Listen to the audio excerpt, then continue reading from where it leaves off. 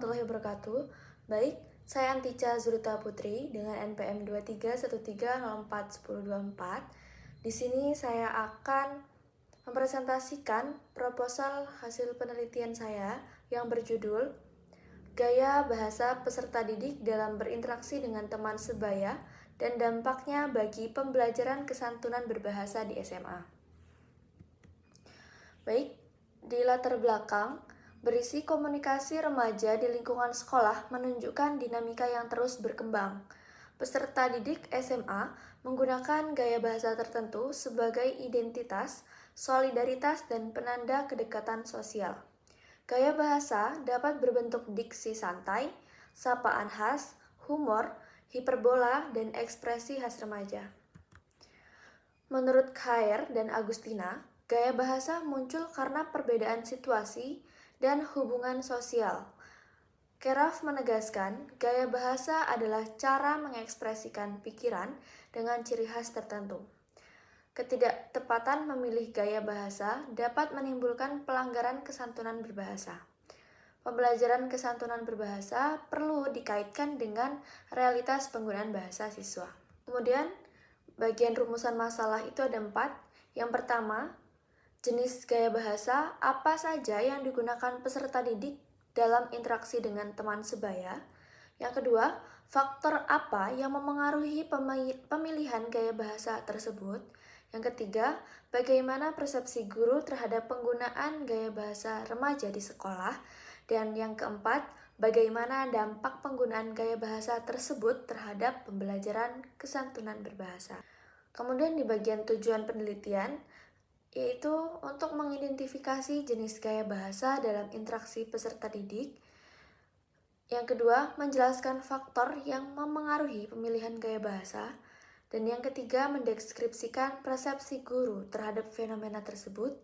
Yang terakhir, menganalisis dampak gaya bahasa terhadap pembelajaran kesantunan berbahasa. Di manfaat penelitian, yaitu ada manfaat penelitian teoritis.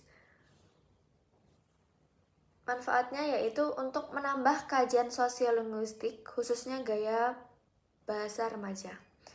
Dan manfaat praktis bagi guru yaitu untuk bahan merancang pembelajaran kesantunan berbahasa yang kontekstual. Kemudian bagi siswa yaitu untuk meningkatkan kesadaran penggunaan bahasa yang santun. Yang terakhir bagi sekolah yaitu sebagai rekomendasi pembinaan budaya berbahasa.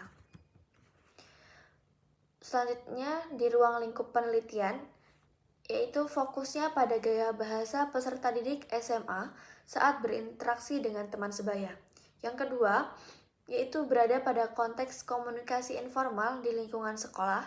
Dan yang ketiga, pembahasan dibatasi pada dampaknya terhadap pembelajaran kesantunan berbahasa.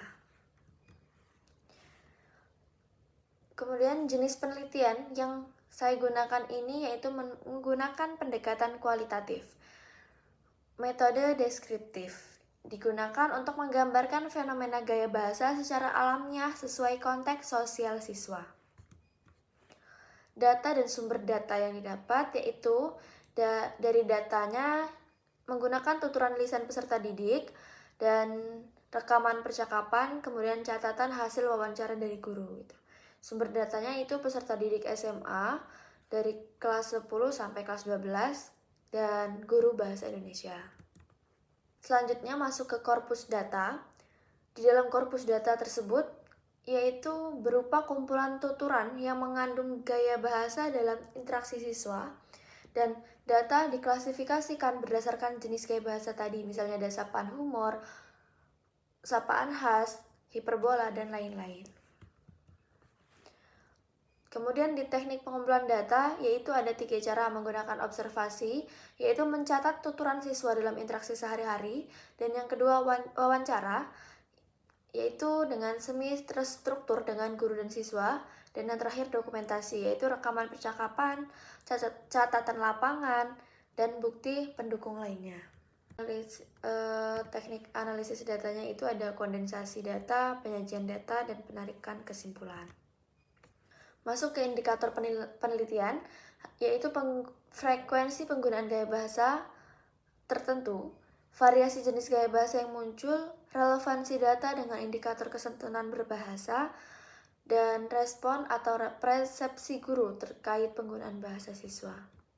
Masuk ke kesimpulan, penelitian ini menurut saya sangat penting dilakukan karena untuk memahami fenomena bahasa remaja.